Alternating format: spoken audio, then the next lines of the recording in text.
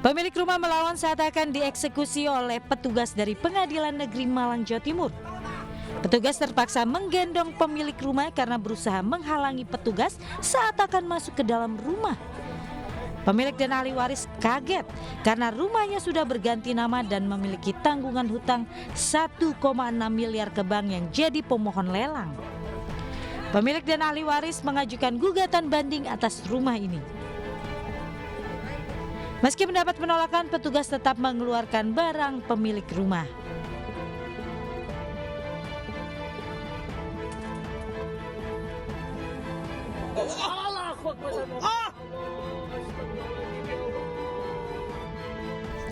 Kendaraan taktis jenis Komodo milik Kostrad menyenggol hingga melindas pemotor saat melakukan iring-iringan dari arah Sadang di Jalan Veteran Purwakarta, Jawa Barat.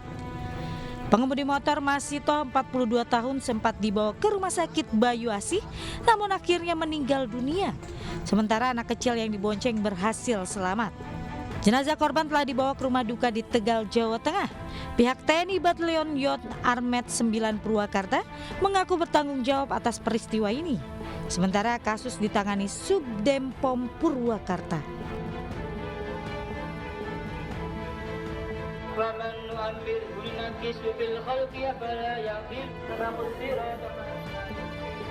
Kendaraan ambulans mengangkut jenazah korban santri yang dibakar oleh temannya ke rumah duka di Desa Kepulungan, Kecamatan Gempol, Kabupaten Pasuruan usai wafat dianiaya temannya. Isak tangis keluarga pecah. Jenazah dari santri Pondok Pesantren Albert Desa Karangjati, Kecamatan Pandaan dikeluarkan dari mobil jenazah. Orang tua korban sangat terpukul atas kepergian putra pertamanya tersebut hingga tak kuasa melihat jenazah anaknya dan berkali-kali jatuh pingsan. Sementara pihak keluarga sudah menyiapkan prosesi pemakaman, mulai hataman Al-Quran dan bunga mayang atau kembang mayang. Selanjutnya jenazah korban dimakamkan ke tempat pemakaman umum desa setempat. Ratusan petakziah mengantarkan kepergian terakhir santri.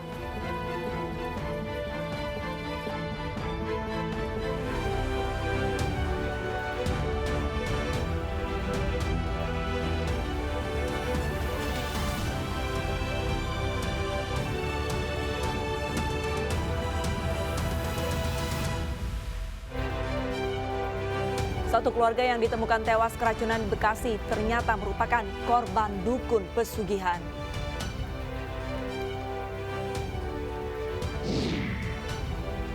Polisi selidiki dugaan pemerasan oleh LSM dalam kasus pemerkosaan anak di Brebes.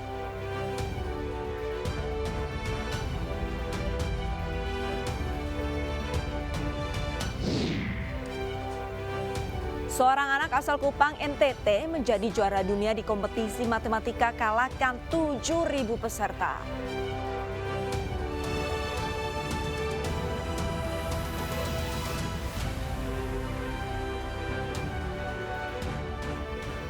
Halo, selamat siang pemirsa. Apa kabar Anda hari ini? Senang sekali saya Gede Satria dan rekan saya Arlista Hadi dengan new look. Iya, rambut baru nih sebenarnya. Rambut baru pemirsa. Kami berdua kembali hadir memperbarui informasi Anda dalam edisi yang hari ini. Dan selain 3 informasi tadi, redaksi kami juga sudah menyiapkan beragam informasi menarik lainnya untuk Anda.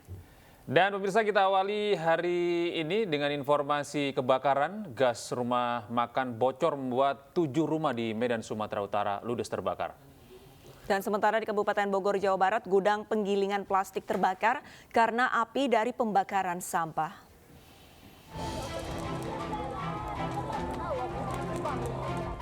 Enam rumah semi permanen di Jalan Bromo, Medan, Sumatera Utara, Kamis malam ludes terbakar.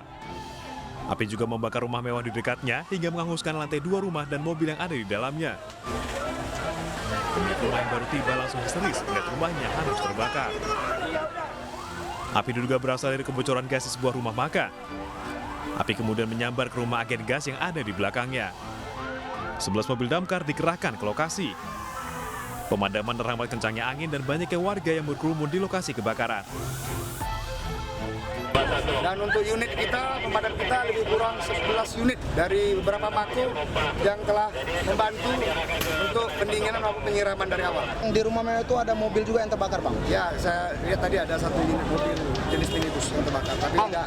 Dari 7 rumah itu, satunya rumah mewah itu ya, Bang? Ya, rumah tempat tinggal yang permanen. Tidak ada korban dalam peristiwa ini, namun kerugian material diperkirakan mencapai miliaran rupiah. Dari Medan, Sumatera Utara, Ahmad Ridwan Nasution, iNews melaporkan.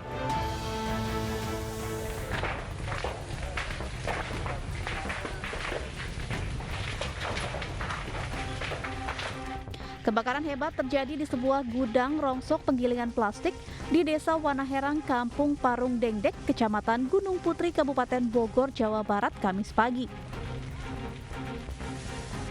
Banyaknya material yang mudah terbakar membuat api semakin membesar dan menyambar tiang listrik di sekitar lokasi. Akibatnya listrik di pemukiman warga padam. Kebakaran yang menghanguskan hampir seluruh gudang ini diduga dipicu adanya pembakaran sampah di dekat gudang. 8 mobil pemadam diterjunkan ke lokasi kebakaran, namun petugas terkendala jauhnya sumber air dan akses jalan yang sempit.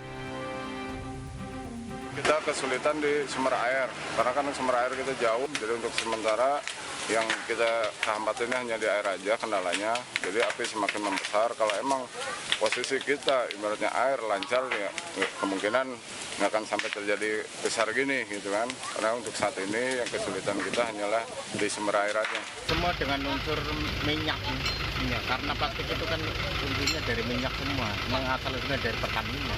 Oh, sehingga asap ngepul ya Pak? Maksudnya asapnya sampai hitam begini? Asap ngepul ini kan karena banyak barang kerasan, artinya impact ABS itu kan emang mudah terbakar, seperti stropom. Tidak ada korban jiwa dalam peristiwa kebakaran ini, namun kerugian ditaksir mencapai puluhan juta rupiah. Dari Kabupaten Bogor, Jawa Barat, Cahyat Supriyatna, iNews melaporkan. Sebuah minimarket di Kecamatan Jawilan, Kabupaten Serang, Banten disatroni komplotan perampok. Pelaku yang berjumlah 4 orang sempat menyekap karyawan serta menggasak uang senilai 20 juta rupiah.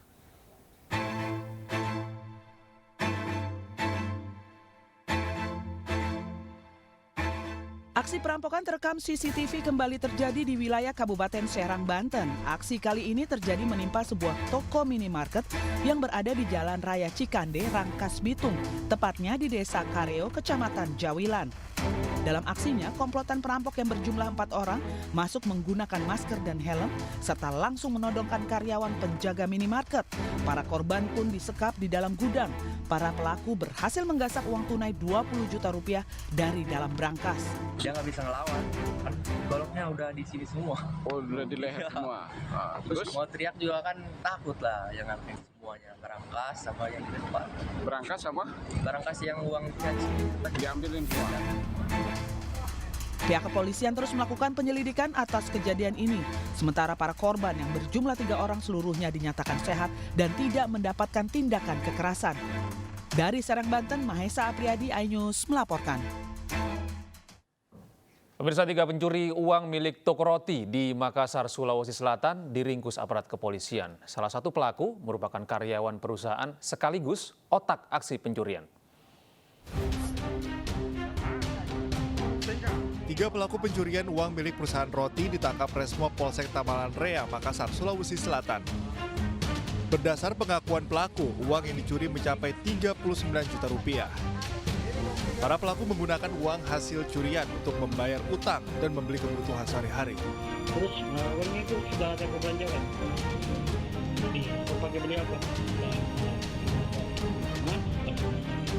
Apa itu? Siapa saja? Bukan. Terus beli apa lagi? Bayar pinjam. Satu dari 2 pelaku merupakan karyawan perusahaan yang kemudian memiliki niat untuk mencuri uang perusahaan.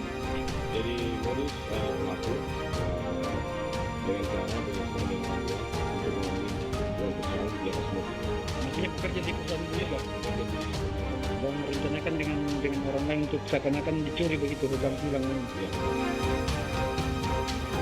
Dari hasil penangkapan, polisi menyita barang bukti sisa uang sebesar 21 juta rupiah, 1 unit motor, dan 3 ponsel. 3 pelaku terancam hukuman penjara minimal 5 tahun. Tim Liputan Ainus melaporkan. Polisi gerebek pabrik sabu di Ciwidey, Kabupaten Bandung, Jawa Barat. Pemilik pabrik sabu dijerat pasal berlapis dan terancam pidana penjara seumur hidup. Tim Sat Narkoba Polresta Bandung menggerebek pabrik sabu rumahan di Desa Panyocokan, Ciwidey, Kabupaten Bandung, Jawa Barat, Kamis siang. Diketahui pabrik baru beroperasi selama 8 hari dan sudah memproduksi 3 gram sabu. Pemilik pabrik yang bernama Cecep mengaku membeli bahan baku pembuat sabu via daring atau online. Informasi dari yang bersangkutan akan dikonstruksi sendiri, namun dari pihak penyidik tidak percaya begitu saja. Kami akan lakukan pendalaman lebih lanjut nantinya, pengembangan, karena kita lihat juga yang bersangkutan sudah membeli alat timbangan sabu, sehingga kami estimasi bahwa ini nantinya akan dia jual. Penggerebekan ini pun mengejutkan warga setempat. Warga mengira pabrik sabu milik Cecep hanyalah bengkel las biasa. Selanjutnya pemilik pabrik sabu akan dikenakan pasal berlapis dan dapat terancam hukuman pidana penjara seumur hidup. Dari Bandung, Jawa Barat, Saufat Endrawan, Ainus melaporkan. Pemirsa, polisi membekuk komplotan curanmor yang kerap beraksi di beberapa wilayah di Kota Batam, Kepulauan Riau. 7 sepeda motor hasil curian diamankan polisi dari tangan pelaku.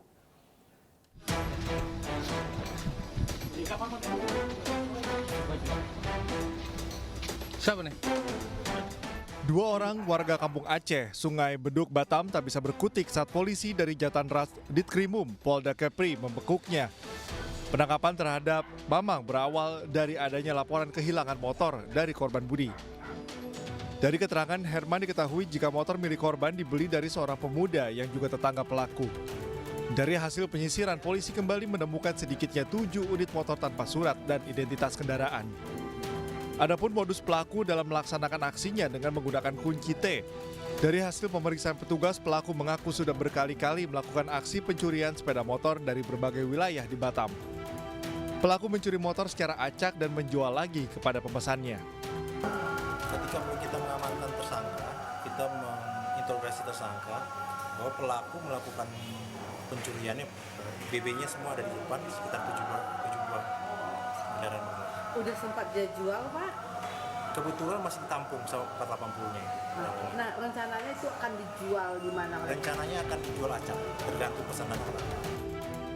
Untuk mempertanggungjawabkan perbuatannya, pelaku diancam hukuman 7 tahun penjara.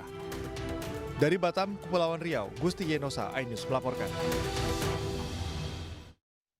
Aksi ugal-ugalan sopir angkutan umum yang tengah membawa sejumlah penumpang pelajar di Salatiga, Jawa Tengah berhasil direkam warga. Lantaran membahayakan keselamatan, sang sopir akhirnya ditindak tegas polisi.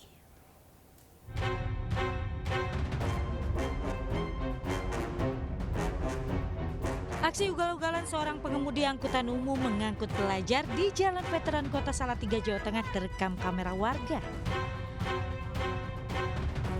Sang sopir melaju kencang dan zigzag di jalan raya tanpa memperdulikan keselamatan diri dan orang lain. Tak berselang lama, polisi yang menerima laporan langsung melakukan pengejaran dan berhasil mengamankan pelaku. Sopir ugal-ugalan diketahui adalah warga Desa Suruh, Kecamatan Suruh, Kabupaten Semarang, Jawa Tengah. Tak hanya mendapatkan sanksi tilang, sang sopir juga wajib menandatangani surat pernyataan agar tidak mengulangi perbuatannya. Yang bersangkutan sudah kami tindak dengan penilangan. Kenapa?